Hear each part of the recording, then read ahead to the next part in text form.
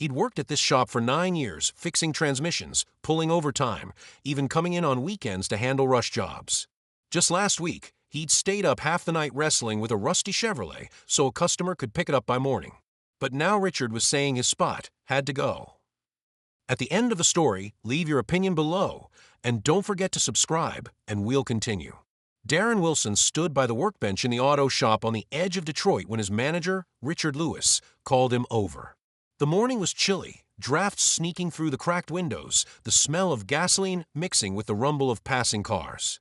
Richard, a stocky guy with thinning hair, shuffled papers on his desk and avoided meeting Darren's eyes. "Look, Darren, we're having some financial issues," he started, his voice sounding forced. "Orders are down and we've got to let a few people go." Darren leaned against the wall, arms crossed, feeling irritation building up inside him. Darren caught a glimpse of the staff list on the desk. His name had a thick X next to it, while 2 new guys, both white, were unmarked. "So you're keeping Kyle, who's been here 6 months?" Darren asked, trying to keep his tone steady. Richard shrugged, rubbed his neck, and mumbled something unclear. "It's not my call, Darren. This came from higher up," he said, staring at the floor. "You know how business works sometimes." Darren clenched his fists, seeing through the excuse. The shop had 16 workers, 5 were black, and 4 of them got cut. He remembered Kyle, the newbie, spilling oil across the floor once and clocking out, leaving Darren to clean up. Racism wasn't shouted here, but it showed in every choice like this. Darren packed his stuff, an old wrench said his mom gave him for his 21st birthday. The box was beat up, paint peeling, but it reminded him of his dream to be a mechanic. He stepped outside, the wind off Lake Michigan slapping his face. His last paycheck sat at his pocket, $900, barely enough for rent and food, let alone his mom's doctor bills. She'd been fighting diabetes for 3 years, and every clinic visit drained whatever cash she had left. At home, in a cramped apartment on Detroit's north side, Darren dropped his bag on the floor and sank into a chair by the window. A framed photo of his mom, in her younger days, sat on the sill. She was smiling, holding him as a baby. He stared at it, a pang of sadness rising in his chest. Darren had spent his life proving he was just as good as anyone, that his skin color didn't define his work. 9 years he'd busted his ass, taken night shifts, ignored the sideways looks from customers who wanted white mechanics. And now they'd tossed him out, picking a guy who couldn't even tighten bolts right. The system never changes, Darren thought, watching the sky darken outside. He remembered co-workers whispering behind his back, calling him our workhorse with smirks. It wasn't respect, it was mockery. His phone blinked, a text from his sister Kayla, asking if he was okay. Darren didn't reply. He got up, grabbed an old jacket from the closet, and decided to step out for some air. Tomorrow he'd have to job hunt, but right now he just felt tired and pissed. Why did his hard work keep ending up worthless? Darren Wilson walked down the sidewalk in downtown Detroit, hands stuffed in the pockets of his old jacket. Evening was settling over the city, streetlights flickering along Grand River Avenue, cold wind pushing trash across the pavement. He'd left home to clear his head after getting fired, but thoughts about bills and his mom kept spinning in his mind. People hurried past, some talking on phones, others lugging grocery bags. Darren paused at a crosswalk, watching cars roll by, when a sharp yell snapped him out of it. He turned and saw an older man sinking to the ground, clutching his chest. The guy's gray hair was messy, his face pale, and a cane had clattered beside him. A crowd started forming, folks glancing at each other, but nobody moved. Darren pushed through, dropped to his knees, and sized things up fast. He remembered first aid training from 5 years back when he'd thought about picking up security gigs. The man's pulse was faint, breathing choppy, looked like a heart attack. "Call an ambulance right now."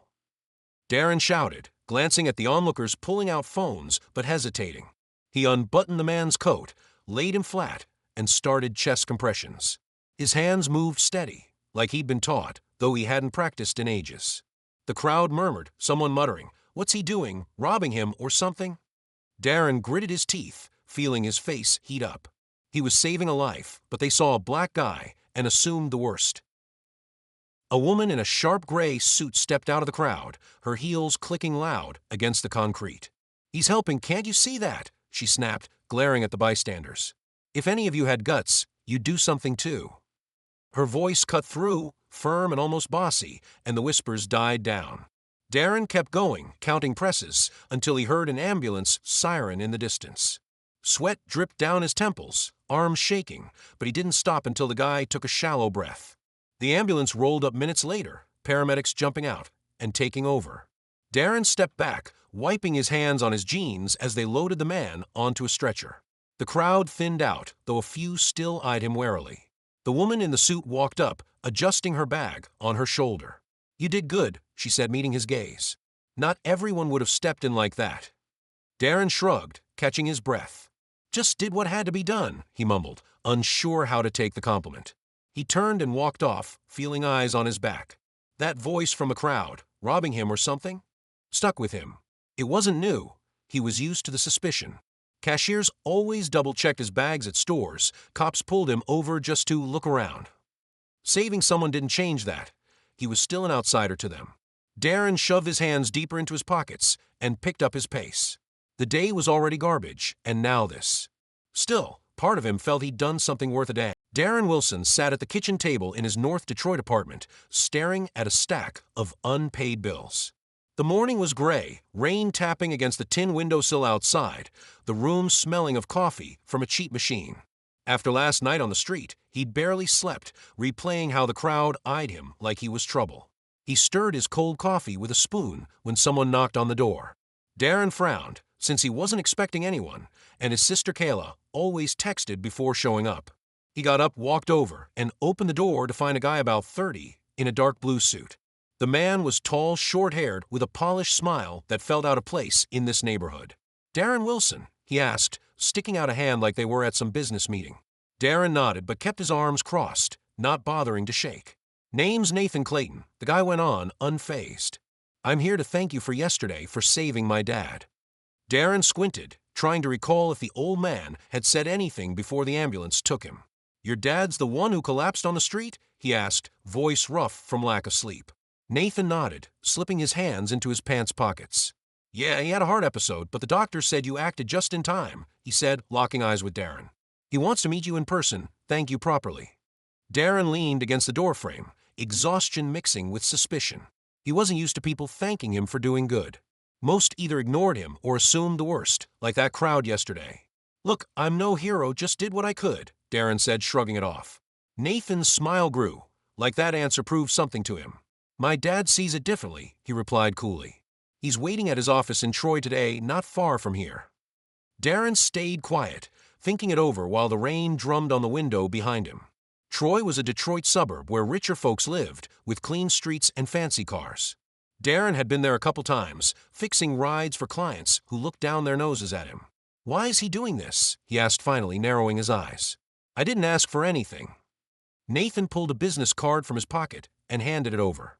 "Just come by, he'll explain it himself," he said, stepping back toward the stairs. "Won't take long, I promise."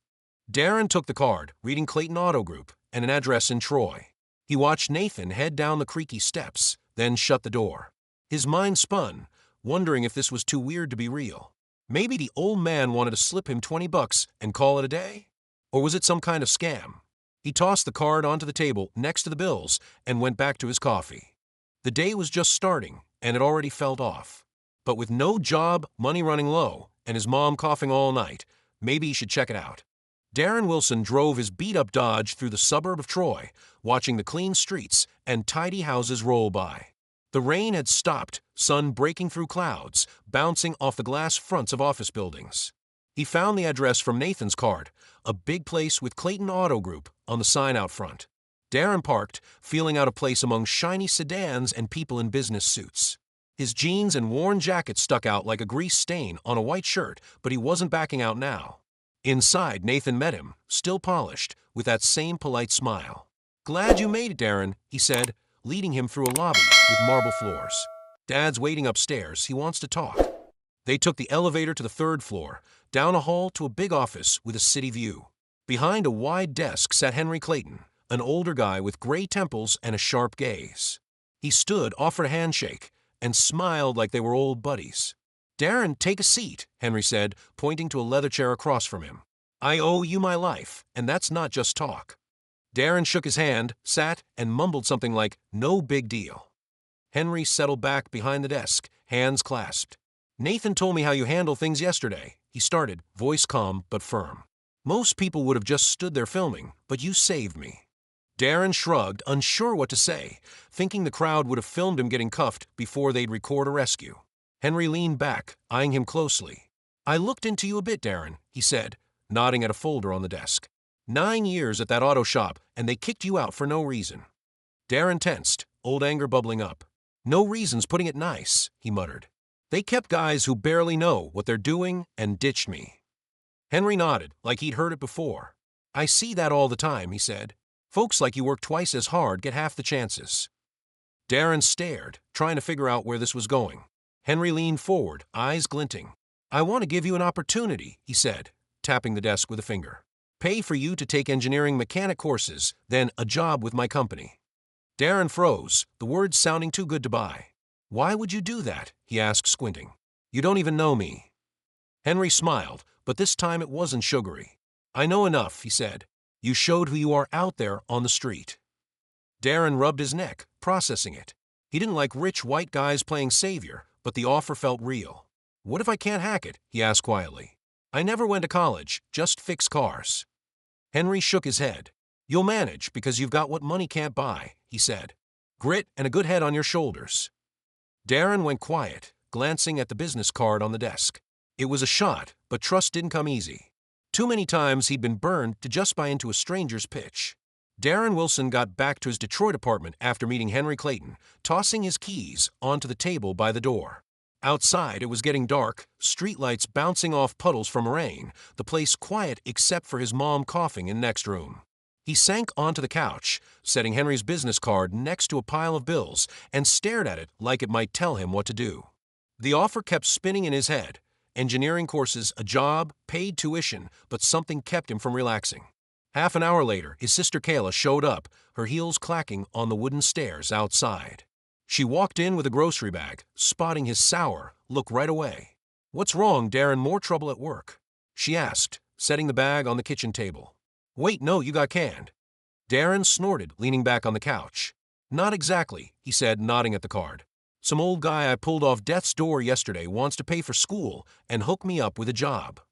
Kayla raised her eyebrows, sitting across from him. "For real? What kind of old guy's that generous?" she asked, crossing her arms. "Sounds like there's a catch."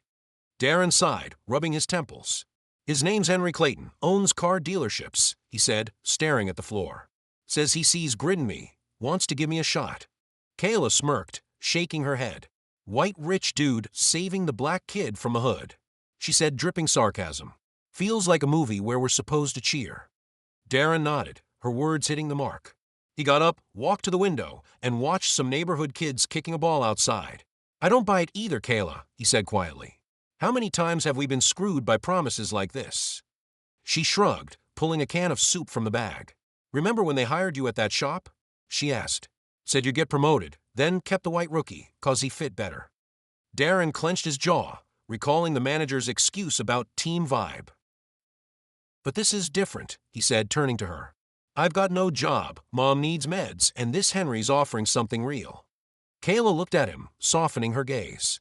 "I just don't want you used again," she said, lowering her voice. "You always work harder than anyone, and what's it get you?" Darren sat back down, picking up the card.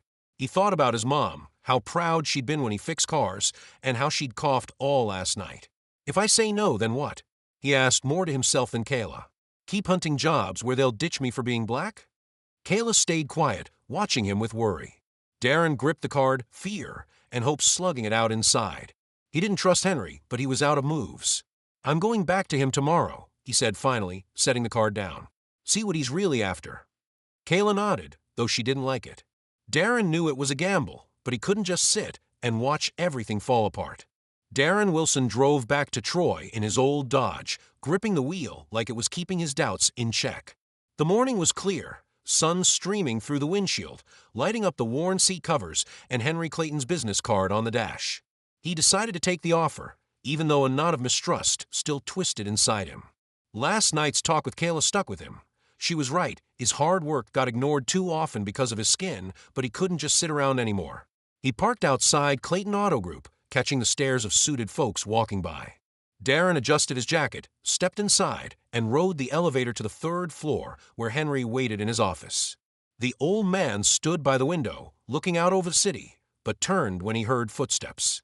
"Darren, you showed up," he said with a smile, waving him to a chair. "I knew you weren't the type to let a chance slip." Darren sat, hands on his knees, and nodded, though he thought chances usually skipped him. Henry walked to the desk, pulled out a folder, and handed it over. "Here's everything: course registration, schedule, even keys to an apartment in Detroit," he said, sitting across. "We're covering costs, you just study." Darren flipped through the papers, spotting an address, a small place closer to downtown, not the kind of spot he was used to. "Why go this far?" he asked, looking up. "I'm not a charity case." Henry shook his head, eyes narrowing. "This isn't charity, Darren," he said firmly. "I built my business spotting potential where others missed it." Darren smirked, remembering clients at the shop asking for a white mechanic even when he outworked them. "What if I tank it?" he asked, clutching the keys. "You'll just ditch me like everyone else?" Henry leaned forward. "You won't tank it because I back people who prove themselves with action," he said. Darren signed the papers, fingers shaking with a mix of fear and relief. Henry stood, shook his hand, and added, "Classes start in a week. Don't let me down." Darren nodded, grabbed the folder, and left the office. Outside, he paused, staring at the keys in his hand, a small win against a system that kept stomping him down. He got in the car, started it up, and headed home, thinking about his mom and Kayla. For the first time in years, hope flickered, laced with his usual sarcasm. Back home, he showed Kayla the papers, and she grinned despite her grumbling. "If that white old man screws you over, I'll track him down first," she said, smacking his shoulder. Darren laughed, looking out at Detroit's gray streets.